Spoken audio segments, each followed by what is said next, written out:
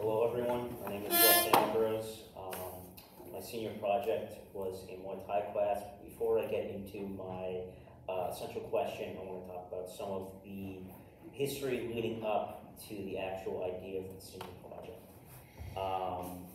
So for my inspiration for this, it would be my father, because before he passed away about a year and a half ago, every Saturday we would go to USMMA in Bellingham, Massachusetts, and we would do a jiu-jitsu class at 8 a.m. and we'd just screw around and have fun. And then eventually I got into doing Muay Thai, which was equally, if not more fun than that. And so here's my gym. It's a little bare bones. It's not what you would see in major professional places, but what I really like about it is the community that it has there. I'm going to be talking about some of the people that have made it what it is for me. But yeah, it's basically just a big blue mat that people spar on. We have some bags just behind where the camera is, but it's really bare bones, and I feel like it's that sort of minimalism that helps us really build off of each other. And so just to start off, there's a mother gym in Thailand, which I forget the name of it, but basically the people that come out of that gym in Thailand are known for their skill and their technique, and a lot of people will sometimes telegraph what they're doing in a fight and basically show what it is that they're going to be striking with before they actually do so. And the whole point that makes my gym so special is that we focus on discretion and basically hiding what we're going to be doing. And so the reason that my gym even exists here in the United States is because as gyms in Thailand grow and grow, they will branch out to other countries, the United Kingdom, the United States, China. And so some of the people that have really helped me just learn what I've learned is Tom Hafers. He's the owner of the gym and also the head coach. He also owns the Cash for Gold place, the acupuncture place, the massage place, and a series of solar panels right behind the building, as well as 5 apartments that are also on that same plot of land. There's also Matt Martin. He does mostly the jiu-jitsu classes. Got to mention Tom does jiu-jitsu and Muay Thai. Matt Martin is terrifying. He's also really nice, but oh my God, then there's also Matty LaRose. He does mostly Muay Thai. Very nice person, 6'3", 300 pounds. And then there's also Hillary Rose. She does the teen and kids classes and is also just a regular member. She is also terrifying. She has hit me in the face a couple of times. I actually once got a black eye because of her. She's also a professional fighter. Absolute girl boss. I love her. Super nice. And so these are some of the people that I know that fight there. And so actually, Mark Wahlberg's cousin, Danny Wahlberg, he goes to the gym. He's also a professional fighter now. And so there's Ashley Barrett. She is literally the best in New England for Muay Thai. There's Shane Doherty, whose fight I saw recently. Very good friend of mine, and there's also Jake Dillon. Ashley and Jake I met through Tri-County when I started off with wrestling. And so this is a picture of me and Shane after he defended his title, and this is a picture with a bunch of us standing there, just enjoying each other's company. And so finally, we get started on the actual thing here. So my essential question was, what are the benefits to practicing Muay Thai? And so I noticed a significant improvement in my well-being having started to practice this. And so there are physical aspects to Muay Thai that are very important. And this also goes for general exercise as well. Being physically fit is incredibly important. My father died of a heart attack, and he was also a professional powerlifter. So during COVID, he did not eat well, he didn't get out and exercise the way that he needed to, and it ultimately was his downfall. And so for myself and for my future kids, if I ever have any, I want to be as healthy as humanly possible. But some of the good aspects of Muay Thai in terms of physical health is there's the fitness, there's getting exercise, there's muscle definition to it. People don't realize this, but cardio is great for building muscle because even those small firing of muscle fibers is incredibly important for building muscle mass. And there's also the whole cardiovascular thing that I mentioned with the heart and keeping it working and healthy, keeping the arteries clear of bad cholesterol and all that jazz. Then there's also the psychological factors to it. Doing a physical sport, especially one that involves hitting people or hitting a bag and feeling just raw power within yourself, is incredibly confidence boosting. And then there's also the ability to see progress within yourself. By measuring yourself by the improvement that you see, it is much more tangible to basically feel that you've done something with yourself and that you've improved and that you've taken the time to become better than you were before. There's also the feeling that you've learned something. Having learned something is an amazing feeling, especially when you can apply it to the real world. Now, you may never know when you're going to be in a situation where you're going to have to fight someone off or something like that, but having the know-how to do something like that is incredible. You feel so good for that. And there's also the effect that it has on depression and anxiety. In my experience, and for what I've researched, anxiety oftentimes comes from thoughts that exist in the future tense, whereas depression is dwelling in the past. And so the great thing about physical exercise, and especially Muay Thai, is it sinks you into the ground. It gets you grounded, it keeps you focused, and you're in the present moment the entire time. So when you're getting punched in the face, or kicked in the head, or kneed in the gut, it's a real wake-up call, if you can call it that. By the way, if you're ever punched in the face, it doesn't feel like anything, but you feel like you've been stunned, if that makes sense. And then there's some commonalities between the physical and psychological effects, where there's the release of endorphins, such as serotonin and dopamine, which are the happy chemicals that make us feel the way we feel when we see a puppy or do something that makes us feel good. And there's also the adrenaline rush that we get from fighting, that sort of flight or fight thing. And then there's also the release of stress, which also pertains to the whole cardiovascular thing, where by getting exercise, getting out whatever pent-up feelings that we have, it's really important that we're able to express ourselves and how we feel through physical exercise, especially when punching something and seeing the effect that it has.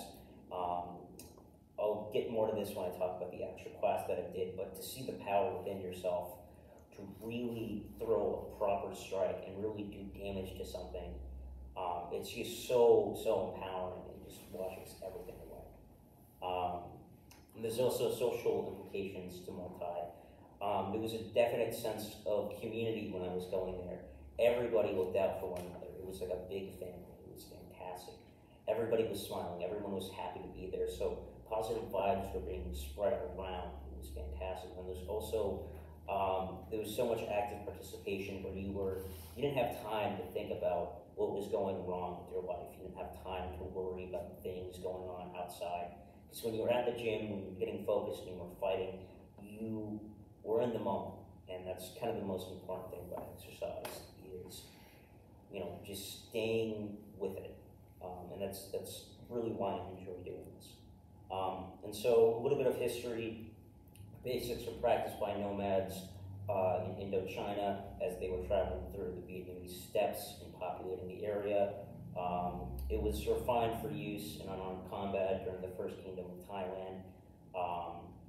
Oftentimes people were using swords and spears, and as people became unarmed, during very vicious combat, they would have to resort to the bare bones minimum that they had. So once warfare became modernized, the necessity for having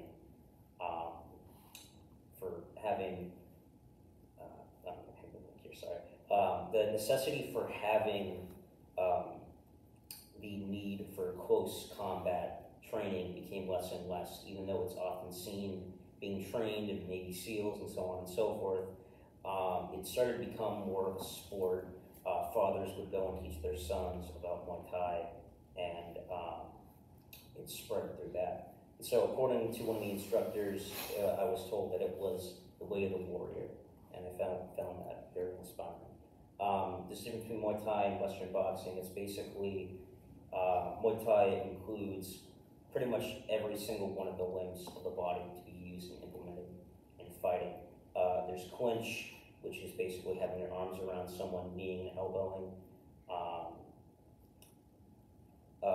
I had to learn how to teach something that I've never taught before. I had to learn how to be engaging, how to be creative, and use a mix of strategies in order to get people's attention. I also had to create a positive gym environment, and for that I used Scott Kendrick, who was very helpful in getting me to create an environment that was positive for people to stay focused and enjoy themselves, but also be understanding and empathetic when people weren't having the greatest of time. And also giving a good presentation, maintaining eye contact, having simple slides, enunciating my words, having body language, and good posture. And there's also building the curriculum, included the history lesson, a lesson on balance and rhythm, how to breathe properly, hold your hands up, keep a good stance. I had an assessment that I made for pre and post assessment, but none of the students brought in their digital devices, so I just could not do that, unfortunately. And then once I had that over, now I had to figure out what I was going to do. So I went ahead and talked to the superintendent about getting a date. Matt was kind enough to give me a day in March to use. And then once I filled out the facilities request form, I started posting things on the internet. I got people looking at what I was going to be doing, and then I started collecting money. I should have done Venmo. I didn't do that, so I collected everything by cash. And so it was kind of a no-show for a lot of people, but it wasn't that bad. And so for the actual senior project, about 5 or so people showed up. One person showed up for about 5 minutes, and then he had to leave because he was busy with doing something. But everybody really enjoyed themselves. And so some videos that I have here is of Rondell kicking me. And then Mr. Brownell also showed up for this, which was a blast. He also supplied the pads that I was using, so many thanks to him. He's also very good, which is terrifying because he did Taekwondo or something like that. Taekwondo and karate. He's a black belt in both. Very strong striker. And so giving back to Tom, he basically, after my dad passed away, he allowed me to go to his gym for free for about exactly a year. And so I went to classes day in and day out all the time, and he never asked for anything. And so at some point I was like, I feel rude for this, so I felt like I had to give something back to him. Also, he looks like he's 60, but he's actually only 54. So he's also the peak of human evolution. Very healthy guy. There we go. And then there's the actual senior project day that Delisi had, which I actually had a much better turnout for than anything else. Everybody really enjoyed themselves. The turnout was much greater. There's about 10 people per class, excluding the seniors, which was only about 4, but it was a blast. And I remember Nasir said to me that out of all the actual classes that people took, mine had the best energy to it. People left feeling happiest. And so my conclusion was, I made $45. Not nearly what I was expecting. It was below what I wanted, but it's fine. But the turnout was much better for the senior project day. I was actually told that I could probably charge $20 instead of $5, but I felt like if I was asking too much, people wouldn't go. And so I realized that with the Oasis senior project thing, people are much more willing to go to something if it is free. So I also should have taken more time to focus on advertising and getting the word out. Mr. Dickey gave an announcement a couple of times of the intercom, calling it Mai Tai instead of Muay Thai, so there was a huge mistranslation there. And then I also just should have started acting on it earlier. Before I get to the questions, just wanted to end this off with some quotes from Tom, some of which are really, really nice, other which are kind of odd, where he said, life is about experiences, the good and the bad. It's all about perspective, and enjoy the day or the night, which he uses interchangeably whenever people leave. He said that practice is the father of all skill or learning. That technique is more important than strength and speed. That progress breeds confidence. And he said to me, yes, Weston, get that armbar. And he said to me, you're short, you know.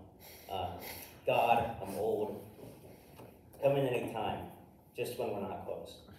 I drink tea, sometimes coffee. I don't agree with young people getting high. He said, go do some friggin' yoga. Don't worry about it. You should watch Whiplash. I don't know, man. I just hope I get a pension when I'm 65. Bottle of water is $1. That little person, Peter Dinklage, probably gets tons of chicks. I love you, brother. You're just built different. And even the body. Dave Grohl is the best drummer ever. I love Planet of the Apes. You're an animal. First rule of Fight Club is you do not talk about Fight Club. Ever see Fight Club? Don't answer that.